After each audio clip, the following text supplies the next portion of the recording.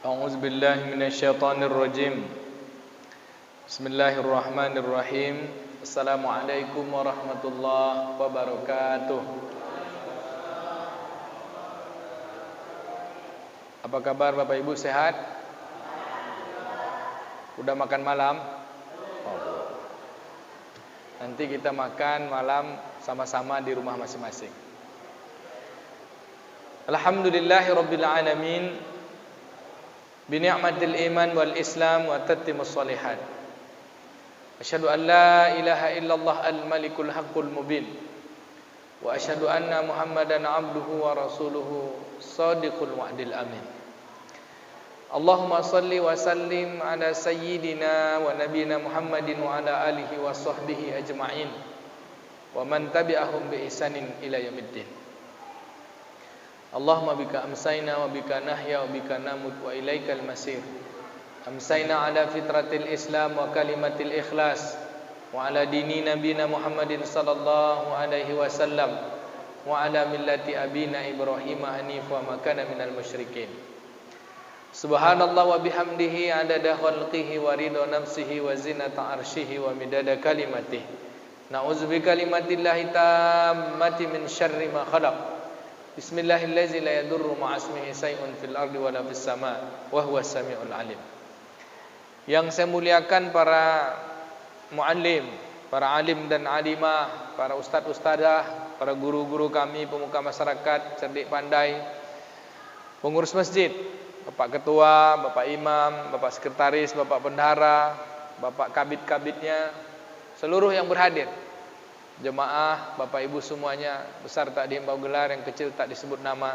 Semoga kita semua senantiasa dalam rahmat dan kasih sayang Allah Subhanahu wa taala. Amin. Maghrib ini ada 2 kalender. Kalau kalender pakai satelit, Maghrib ini masuk tanggal 1 Jumadil Akhir. Kalau kalender pakai ru'yat, bukan pakai hisab, hari ini 30 Jumadil Akhir. Tapi insyaAllah nanti Ramadannya sama. Karena Jumadil Rajabnya antara 29 dan 30. Berarti kita Jumadil Akhir, Rajab, Sa'ban. Tinggal 90 hari lagi, kurang lebih, kita akan dipersuakan oleh Allah Ta'ala dengan bulan Ramadan. Mudah-mudahan kita disampaikan. Amin ya rabbal alamin. Kalau di situ tanggal berapa, Pak? Masih 30 Jumadil Akhir, Jumadil Awal ya? Oh, udah 2 Jumadil. Wah, cepat pula lagi. Bapak Ibu yang dimuliakan Allah Subhanahu wa taala. Sudah hampir 2 tahun kita tak bersua.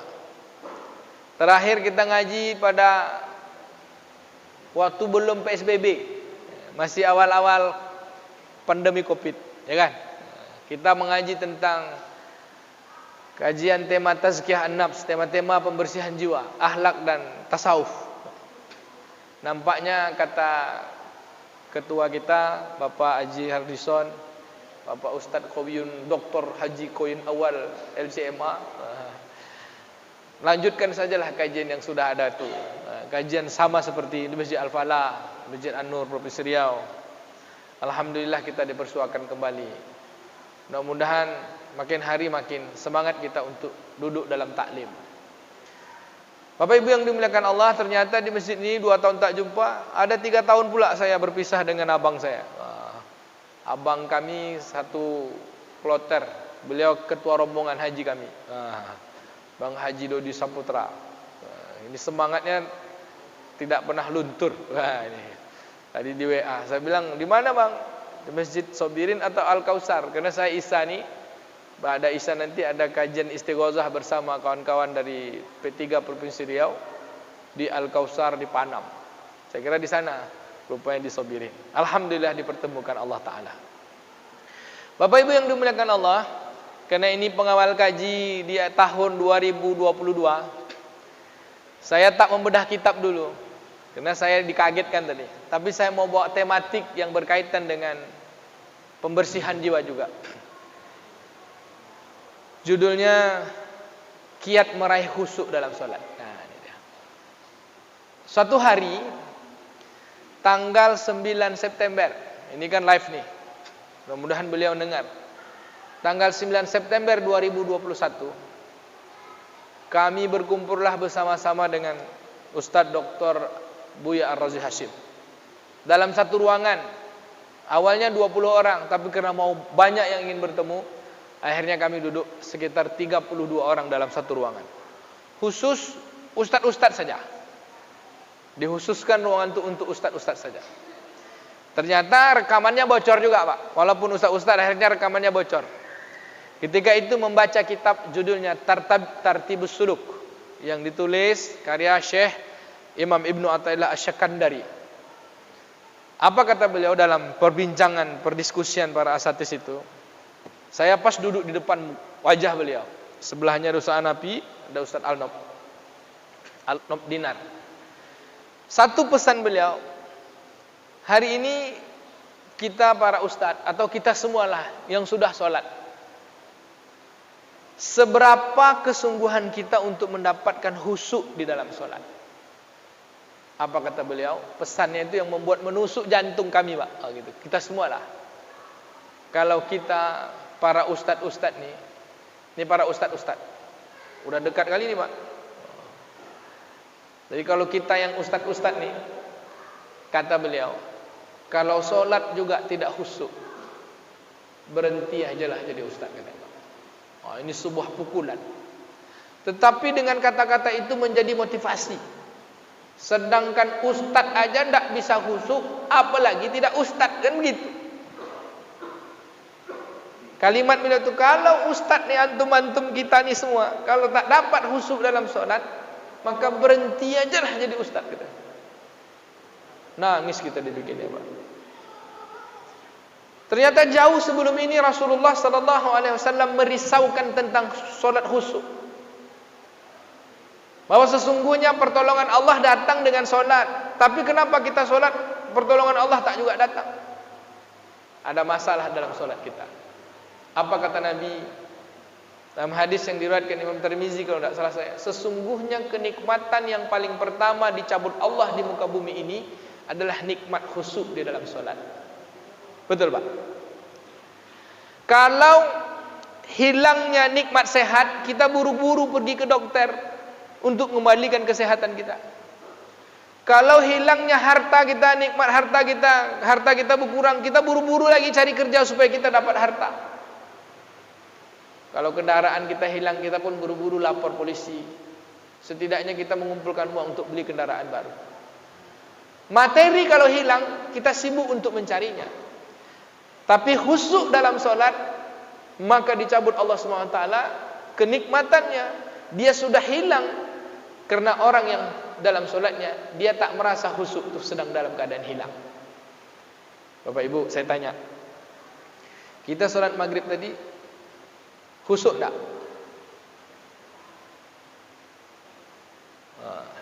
Khusyuk tak, Bu? Payah jawabnya. Bang Haji, khusyuk tak? Kurang Pak Ketua. Selepas ini kita khusyuk Selepas ngaji ini insya-Allah khusyuk. Lalu kalau ditanya, Bapak Ibu khusyuk tak solat maghrib tadi? Khusyuk. Cuman tingkat persentase kehusukannya berapa? Ada yang 10%. Oh enggak, Ibu tadi kalau Ibu yang di belakang kayaknya 90% khusyuk ya. Iya, Bu. Amin. Ada yang khusyuknya 90%, ada yang khusyuknya 80%, ada yang khusyuknya 50%, ada yang khusyuknya 10%. Bahkan ada yang tidak khusyuk sama sekali, sehingga dia lupa kalau dirinya dalam keadaan sholat. Betul, Pak.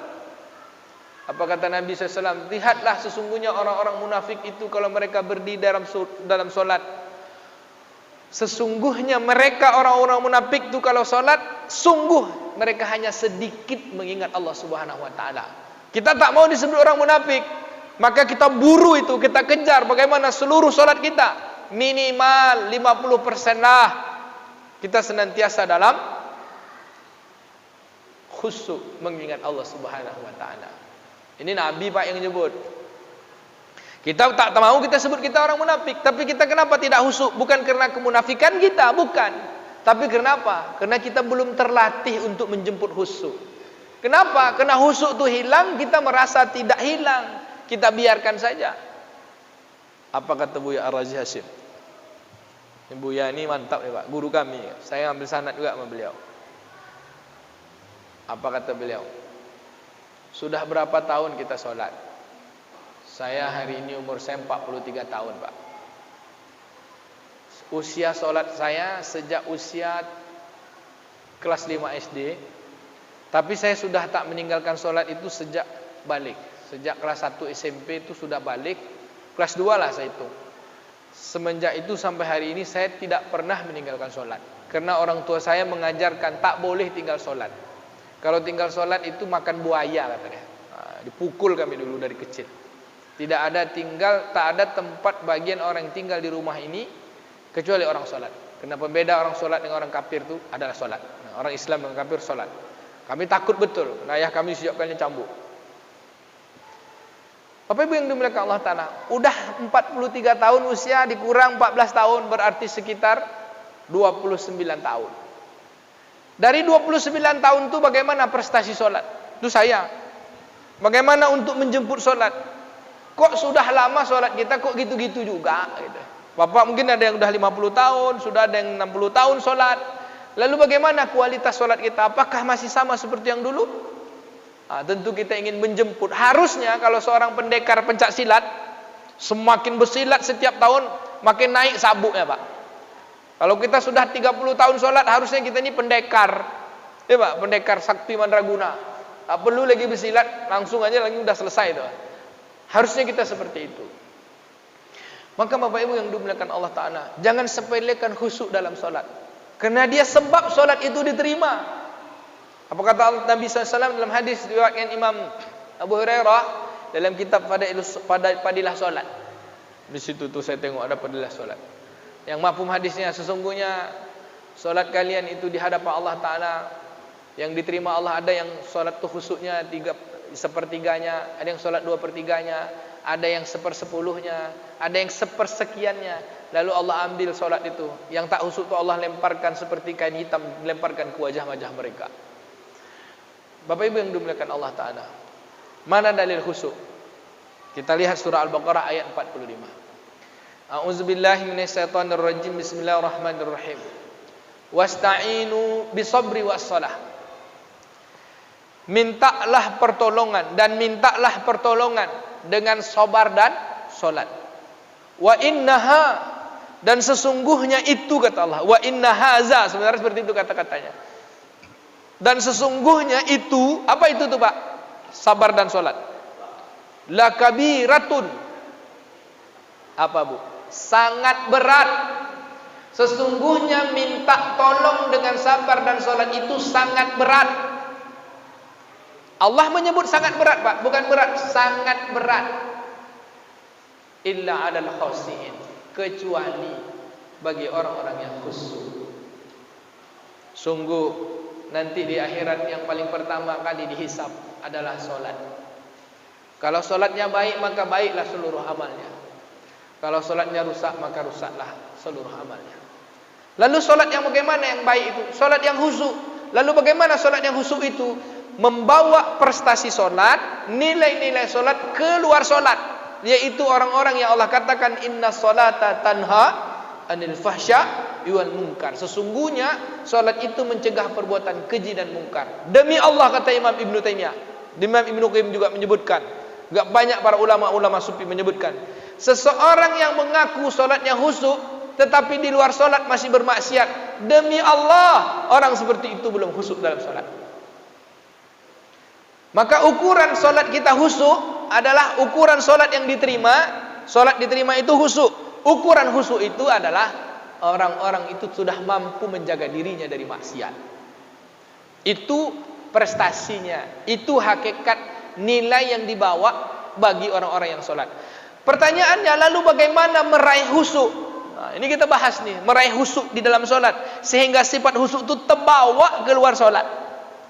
InsyaAllah dalam 35 menit ke depan, setidaknya satu kitab sifat solat Nabi yang disusun oleh para habaib, bukan oleh Syekh Nasruddin Al-Albani Pak. Oleh ada Syekh Muhammad, lupa saya nama beliau, salah seorang habaib keturunan Rasulullah SAW yang sudah diterjemahkan kitabnya dalam bahasa Melayu. Bahasa Indonesia belum, bahasa Melayu Malaysia.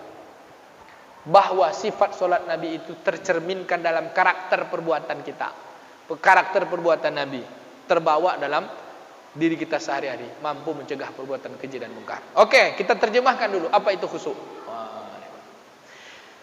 Kenapa penting saya mengajak khusyuk malam hari ini? Karena kita dah berpuluh tahun solat. Tadi kita tanya, Bapak Ibu khusyuk tak? Tak pede menjawab kan?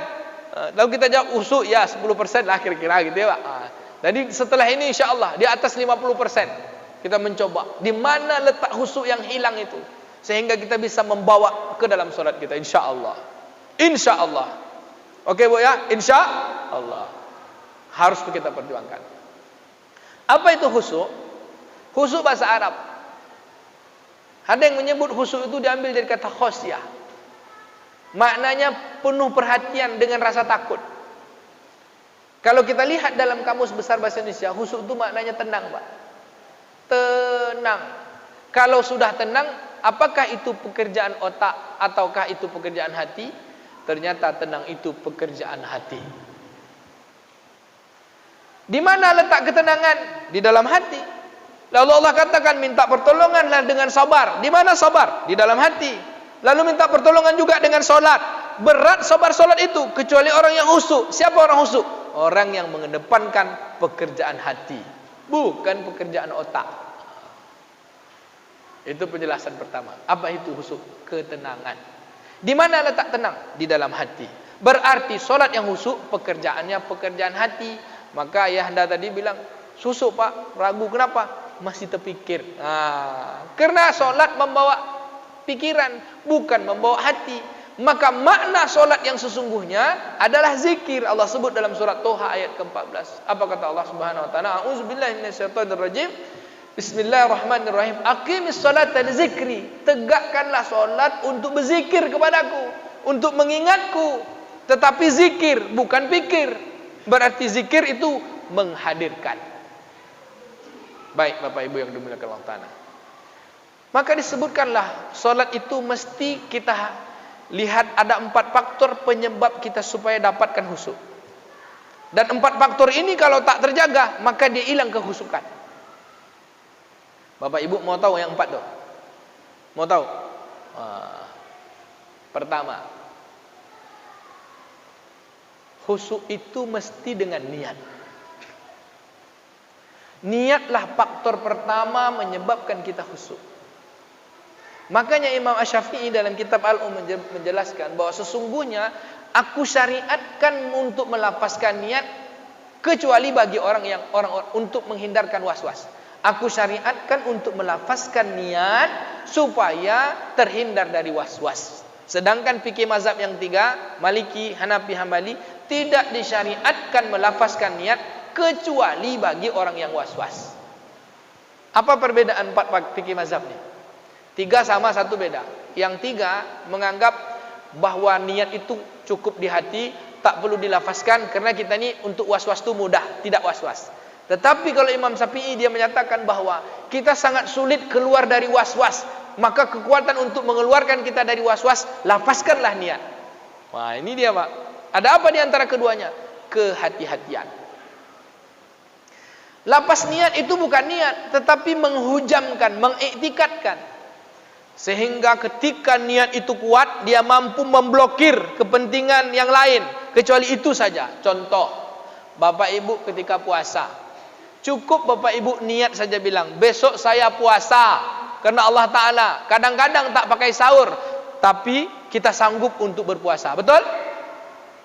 Jam 2 perut lapar, datang orang ngajak makan, kita bilang saya puasa, tidak tergoda Pak. Coba kalau tak puasa, makan pun kita subuh tuh, jam 4 tuh, bukan sahur tapi makan kita pisang 2 biji, tapi kita niat tak puasa. Nanti jam 9, jam 10 berbunyi perut tuh Pak. Apa bunyinya Bang Haji? Krok krok krok, kata dia kan, berbunyi dia. Krok krok krok krok, kata dia. Sayang perut kita tuh nggak pandai ngomong aja Bu. Kalau dia ngomong, apa kebiasaan sarapan pagi Bu? Lontong, bunyi dia tuh. Yang bunyi krok krok tuh kalimatnya tuh, Bu, lontong Bu, lontong, kata dia. Kalau Pak Haji Kopiun dia bilang bunyi dia krok-krok, dia bilang sup ayam kedai kopi berkah Ustaz, kata dia. Itu dia minta dia. Bunyi dia. Bubur ayam dibilang. Dia mengkomunikasikan. Kenapa? Karena kita tidak sedang puasa, tidak sedang diblok. Kenapa? Tidak ada niat. Maka niat itu sangat kuat. Saat kita menyebut saya berpuasa, tahan kita tak makan. Kita mampu memblokir keinginan rasa lapar kita. Tetapi ketika bilang saya niat solat, sengaja aku solat maghrib bersama imam karena Allah Ta'ala, niatnya menghubungkan diri dengan Allah. Tetapi kenapa berat? Tidak seringan puasa. Kenapa berat? Padahal dalam konteks ilmu psikologinya, niat itu mengafirmasi otak, mengiyakan hati. Kalau puasa mudah kita, Bu. Saya 21 hari dalam Ramadan yang lalu, cuman sahur 3 butir kurma, 1 butir pisang. Memang udah iktikad, kata Mbah Yai, kamu coba latihan riadoh dengan berbuka sedikit, makan sedikit. Tapi udah lewat 21 hari gara-gara program itikaf kan, itikaf tuh makan enak-enak tuh, Pak. Wah, itu gagal sahur saya. Enak-enak ayam semualah gitu. Tapi cukup dengan makan sedikit tuh kuat fisik. Kenapa? Karena niat itu kuat sekali. Oke, maka dalam solat kita iktikadkan, kita hujamkan niat itu, karena itulah permulaan amal. Kata Nabi, wa innamal a'malu binniyat wa innamal likulli imrin ma nawa. Sesungguhnya setiap perbuatan itu tergantung niat. Maka setiap apapun urusan pasti ada yang diinginkannya, pasti ada niatnya. Siapa yang hijrah, faman kana hijratu ilallah wa rasulih, fakanat hijratu ilallah wa rasulih, wa man kanat hijratu lidunya yusibuha aw imra'atahu yunkihuha, fakanat hijratu hajar ilaihi. Siapa yang hijrah karena Allah Rasul, dia akan dapat Allah Rasul. Siapa yang hijrah karena dunia atau karena ingin menikah, maka dia hanya mendapatkan apa yang menjadi keinginannya. Bapak Ibu, penting sekali niat. Maka perhatikan niat. Di mana letak niat? Dalam hati, bukan dalam kepala. Di mana, Bu? Dalam hati, bukan dalam kepala. Kalau dalam kepala, nanti terbawalah solat itu ke dalam pikiran, akhirnya Allahu Akbar, kerjaan kita menterjemah bacaan imam. Lalu teringatlah kunci yang tersimpan di bawah bantal. Ingat kunci, ingat proyek, apalagi Ustadz, ingat jadwal. Sedang solat tuh, apa ceramah aku nanti ya, kata. Ini kacau ya, Pak. Seolah-olah dia katakan ini ilham dari malaikat, padahal itu sedang dibisikkan oleh setan, biar hubungan kita dengan Allah terlepaskan. Wah, ini dia. Niat. Lanjut. Lalu macam mana cara memasang niat? Saya tengok akhir-akhir ini di Pekanbaru lah, kalau bukanlah orang-orang tasawuf, mereka menghujamkan niat ni sembarangan aja. Kadang-kadang gini aja, Pak. Maaf nih, ini kan live streaming pula. Ada cuma gini aja. Allahu Akbar. Kadang-kadang buru-buru Allahu Akbar. Sesuatu yang tidak dalam kefokusan, kita takkan dapat rasanya, takkan bisa khusyuk tuh, Pak. Makanya selesai solat, assalamualaikum, assalamualaikum. Kalau kita zikirnya Allahumma antas salam, kawan sebelah yang macam gitu tuh zikirnya Allahumma lantas jalan tuh, Pak. Kita zikirnya Allahumma antas salam, kawan yang buru-buru solat tuh zikirnya apa? Allahumma lantas jalan. Nanti mengoreksi solat orang. Dia pergi duduk keluar tuh ngoreksi orang. Itu orang tuh berzikir tuh bid'ah tuh, masuk neraka. Itu syanu itunya. Akhirnya kerjanya mengoreksi orang. Padahal orang yang sholat itu tidak seperti itu karakternya. Kita tak mau terbawa dengan arus yang seperti itu. Bapak Ibu yang dimuliakan Allah Ta'ala, bagaimana menghujamkan niat? Dalam kitab Al-Um, Imam Asy-Syafi'i mengajarkan kita menghujamkan niat. Yang tadi lafaz niat, lalu menghujamkan bahasa saya itu. Kalau dalam bahasa Melayu tua, menaikkan ikatan. Kata mondek-mondek awak dulu di kampung, ino-ino kami, Pak. Saya dengan Ustaz Kawiyan awal ni sekampung. Ayah saya, tapi mak saya Temilahan. Cuman saya dibesarkan di Temilahan, di Indragiri Hilir. Menghujamkan itu naik, mengikat. Bacalah ikatan niat itu. Maka diikat dia. Diambil niat tu, diambil. Ini ibarat tadi kan, niat tu diambil, diikat dia. Digulung dia. Set. Angon nok siko ya. Tu masuk kampung loh, Bang. Kamu diam sini ya, jangan pergi kemana-mana. Di mana? Di sini. Hujamkan niat tu. Makanya Imam Syafi'i mengkaifiatkan cara berniat itu adalah ketika kita mengangkat takbir sampai di akhir takbir.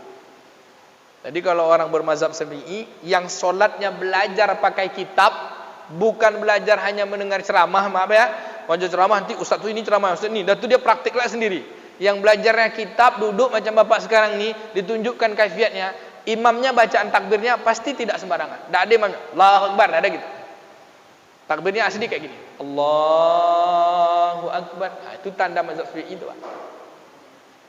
Ada yang takbirnya Allahu Akbar. Itu ada juga gitu kan. Bukan tak sah, itu sah, tetapi kita tidak tahu bagaimana menghadirkan kehusukan. Karena husuk itu berat, dia mesti dicari, mesti diusahakan, karena dia mudah pergi. Husuk itu adalah pekerjaan ketenangan. Kalau kita buru-buru pasti tak tenang. Kalau tak tenang pasti tak husuk. Solat yang buru-buru namanya istijal. Kalau istijal pekerjaan setan. Jangankan kita solat, apapun sesuatu yang buru-buru pasti hasilnya tidak bagus. Maka solat itu penuh ketenangan. Maka tenang itu pertama bergantung dengan niat. Bagaimana menghujamkan niat? Usolli. Kan pakai usolli itu, Pak. Kalau pakai usolli, kalau tak pakai usolli tak apa-apalah, tapi kita diamkan. Kita tunakkan dulu. Kita bawa diri kita bertenang.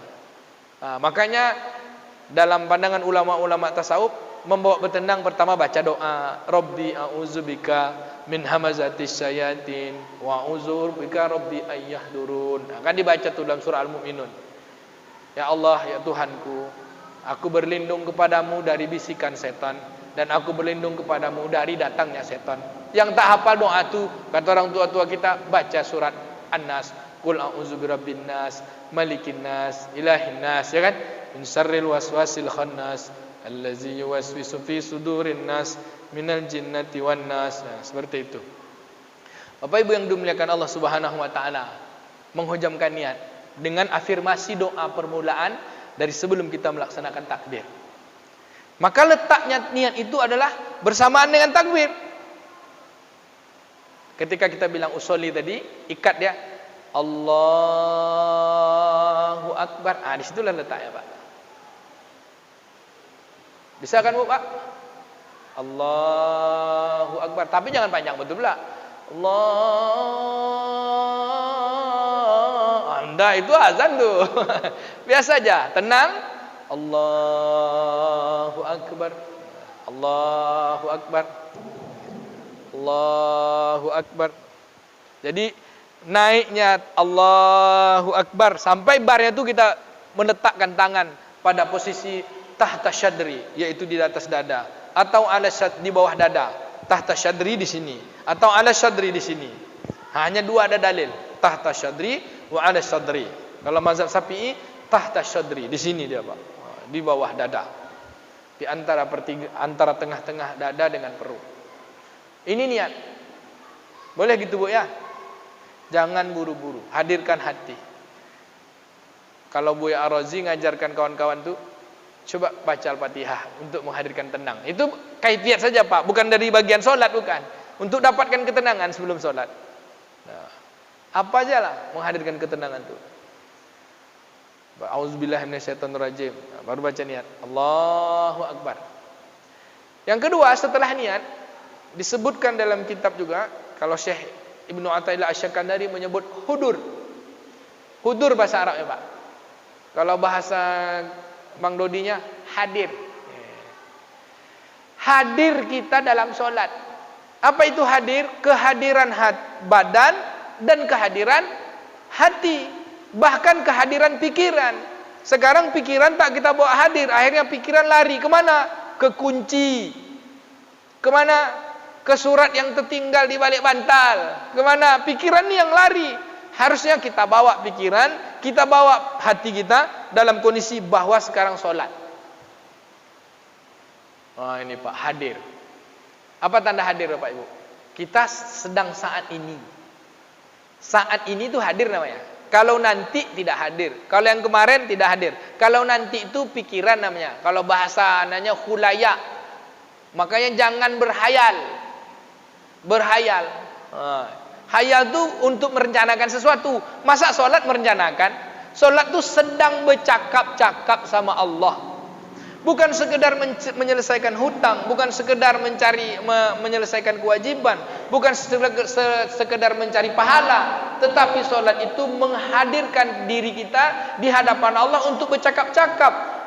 Bukti kita bercakap-cakap, kita katakan kabira walhamdulillahi katsira wa subhanallahi bukratan wa asila. Segala puji bagi Allah, maha besar Engkau ya Allah. Segala puji dan maha suci Engkau, dipuji disebut yang banyak di waktu pagi dan petang. Lalu kita katakan wajahtu, ku hadapkan wajahku, wajhiyah. Wajah yang mana?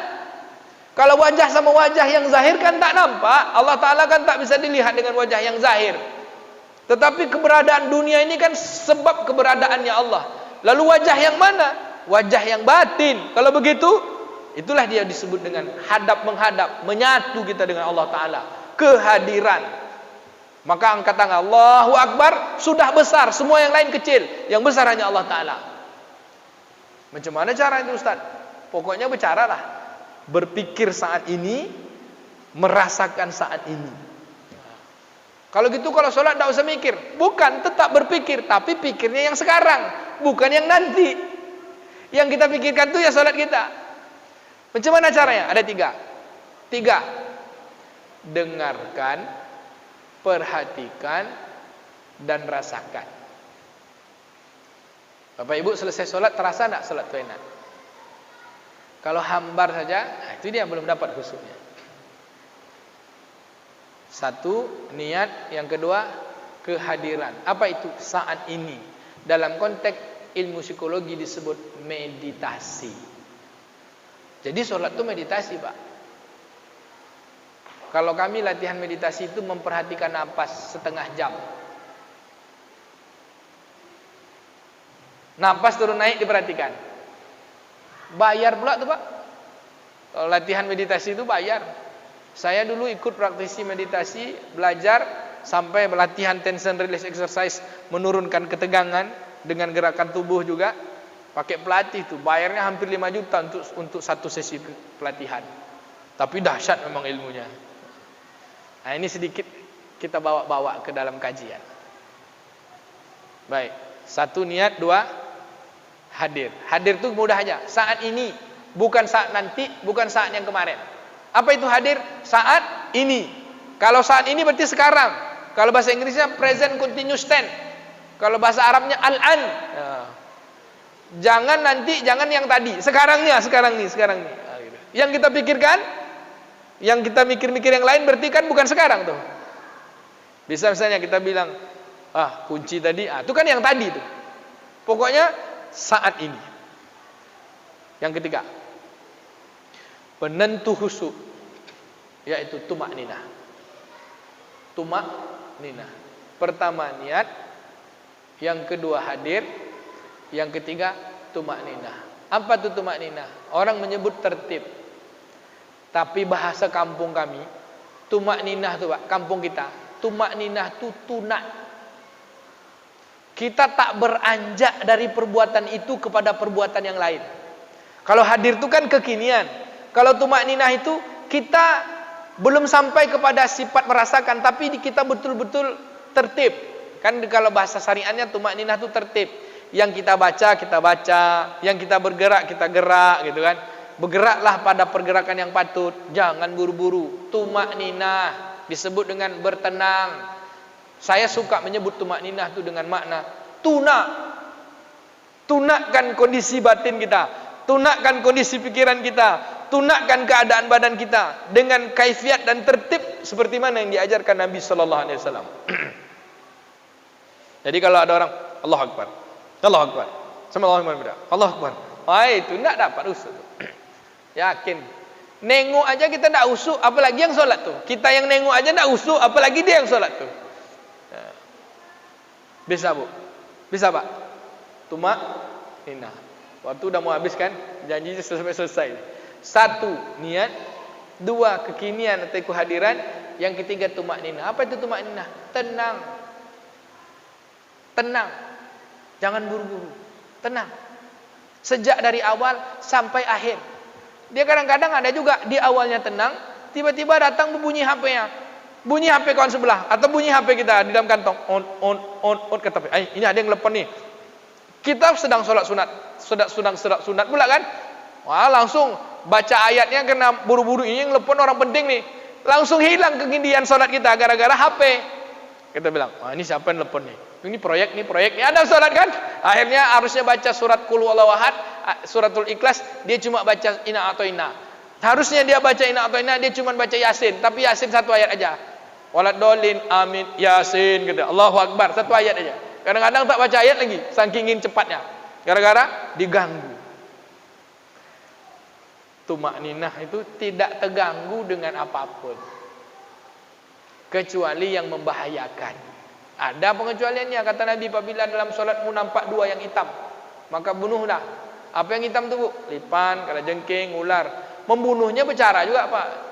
Jangan bersilat pula kita situ kan, tokok-tokok sampai ada cara membunuhnya.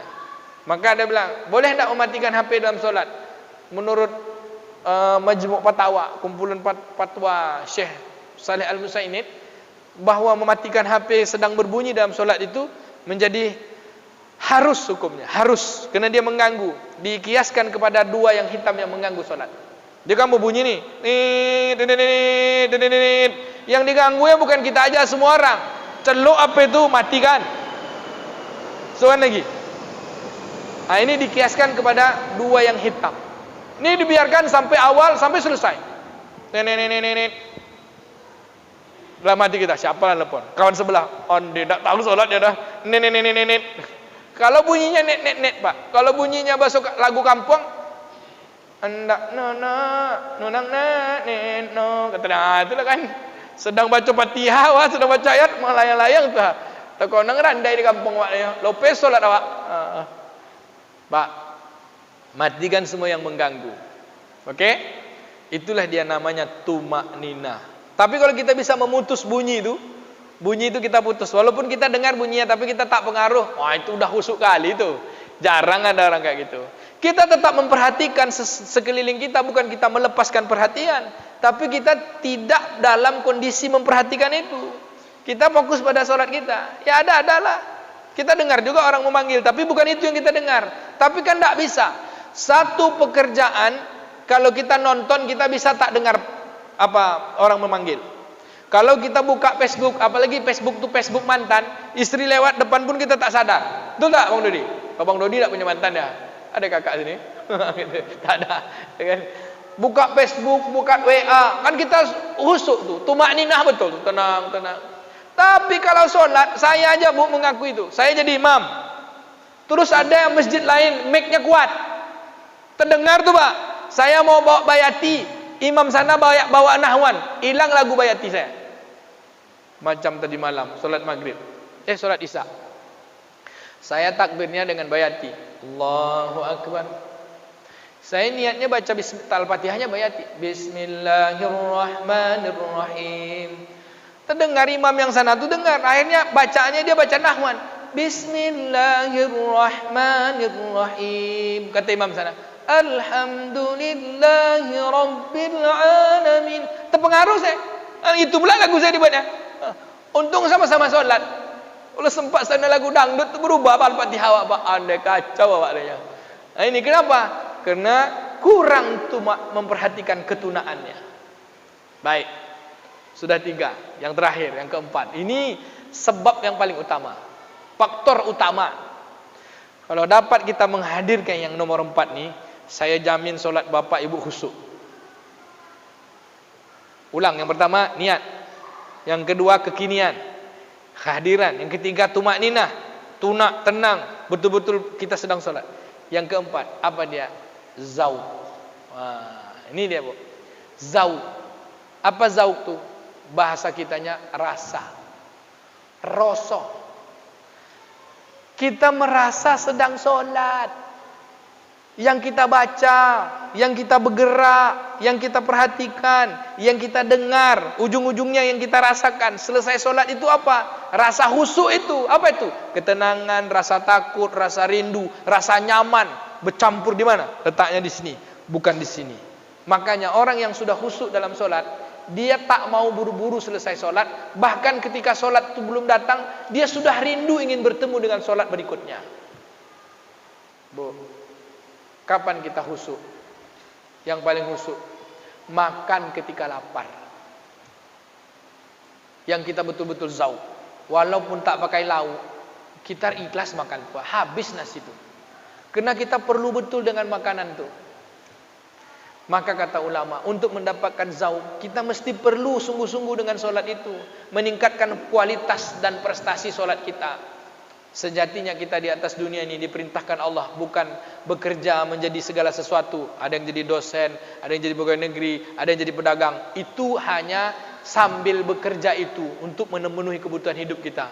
Sebenarnya kerja kita asli itu solat. Apa kata Allah Ta'ala? Auzubillahi minasyaitonirrajim, wa ma khalaqtul jinna wal insa illa liya'budun. Tidaklah diciptakan jin dan manusia kecuali untuk beribadah kepada Allah. Lalu apa kata Nabi? Wa azinallahu li abdin fi syai'in afdaluhu min raka'atain yusallihima. Allah tak mengizinkan seluruh hambanya ini melakukan kesibukan, apapun sibuknya, yang sibuk itu mengalahkan 2 rakaat salat. Silakan sibuk, tapi tak boleh kalah salat. Ini kadang-kadang gara-gara Thailand dan Indonesia tinggal salat Isya. Maka tak usul salatnya. Kadang bukan gara-gara Thailand dengan Indonesia. Sudah salat Isya juga dia, sedang salat tu terpikir dia, udah berapa gol kata dia. Ini Pak. Selesai salat langsung buru-buru nengok, udah berapa gol? Ini Pak. Kenapa? Karena ketidak situ fokus perhatian kita. Maka rasakan, hadirkan apa dia? Nyaman. Zauq itu rasa. Seperti ibu makan, selesai makan ditanya orang, enak bu, enak kan? Lapar enak makan. Pengantin baru enak berdua-dua. Apa lagi Pak? Saking enak ya, mertua lewat pun kita kalau makan tak sadar kita tuh. Begitu. Maka menghadirkan apa? Menghadirkan kenikmatan dalam solat. Maka carilah nikmat itu. Nikmat itu bukan di kepala, tapi nikmat itu ada di dalam hati. Bapak Ibu sudah dapat tak nikmatnya? Kalau belum dapat 100% nikmat solat itu, minimal setengahnya. Kita harus percaya dan yakin kepada diri kita bahwa solat maghrib saya nikmat, solat ba'diyah maghrib, ba'da maghrib saya solat nikmat, solat tahajud saya nikmat, solat tahiyatul masjid saya nikmat. Semua solat itu nikmat.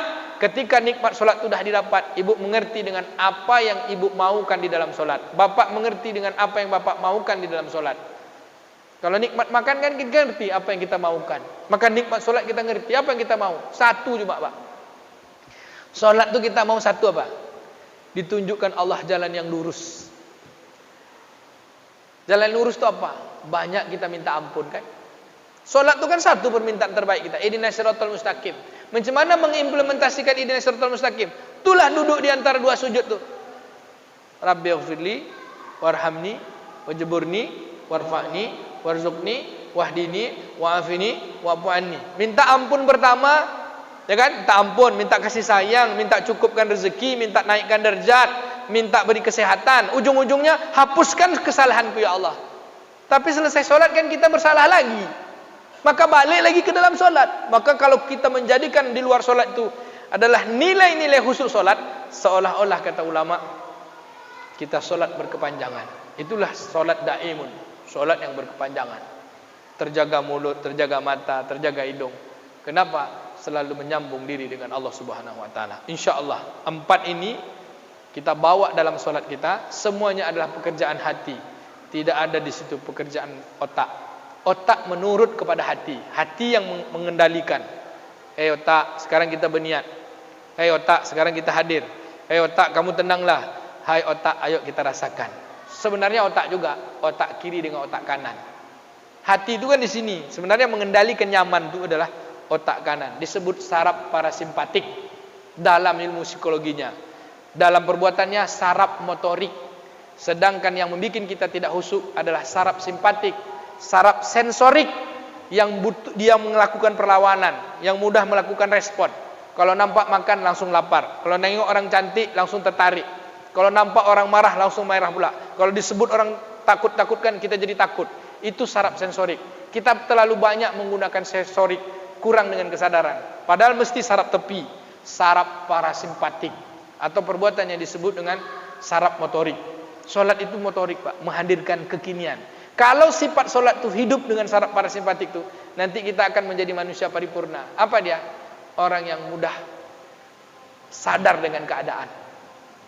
Kalau punya duit, mudah sedekah. Kalau ada orang sakit, kita mudah berkunjung.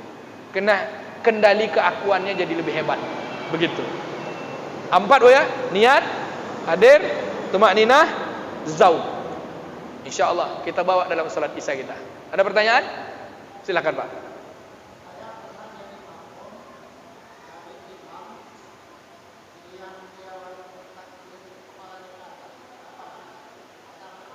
Ya. Ini masih pada bentuk kaifiat gerakan solat. Bisa jadi dia memandang ke atas tu ingin mendapatkan zauq. Ya, bisa saja dia dalam memandang ke atas tu yang penting dia tidak lepas dari kendali syarat sahnya solat. Wallahu a'lam bishawab. Nah, kalau dulu ada Ustaz Muklis, guru kami, kalau dia solat tu dia gini tu, bukan memandang ke atas tapi dia memandang menunduk ke bawah. Kalau dia niat tu Allah, dia langsung tundukkan kepalanya. Saya bilang ini tuan syekhnya dia mencari zauq, merendahkan diri. Bisa jadi kalau dia mana? Bisa jadi dia ingin menghadirkan zauqnya, dia ingin menikmati. Wallahu a'lam bishawab. Begitu, Pak. Nah, ini ketika kita bicara khusyuk, kita tidak bicara pada syariat solatnya, tetapi kita bicara tentang nilai-nilai yang membawa hakikat solat kita. Niat, hadir, tumakninah, kemudian rasa, yaitu zauqnya. Dan itu semua adalah zikir. Niat itu zikir, hadir itu zikir, tumakninah itu zikir, rasa itu pun ada dalam zikir. Kalau kita belum khusyuk, berarti yang bermasalah adalah zikirnya. Mari silahkan cari guru-guru untuk belajar zikir. Subhanakallahumma wa bihamdika, nasyhadu an la ilaha illa anta, nastaghfiruka wa natubu ilaik. Mohon maaf atas segala kekurangan. Terima kasih. Kalau kata Bapak ngaji tasawuf, iya, carilah guru tasawuf Bapak. Assalamualaikum warahmatullahi wabarakatuh.